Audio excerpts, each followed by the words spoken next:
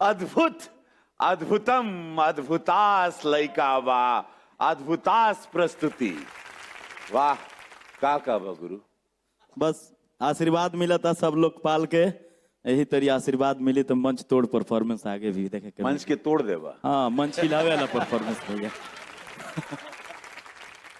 विनय भैया का बस नदिया में नदी घुसा दे बड़ो नदिया जन्म दही जमाल तो नदिया में नदी घुसा दिले बड़न अपना गायकी के जलवा दिखा दिले बड़न और नितेश राणा के बारे में बस इतना कहब कि बागी बलिया के झंडा लहरा दिले बड़न। वाह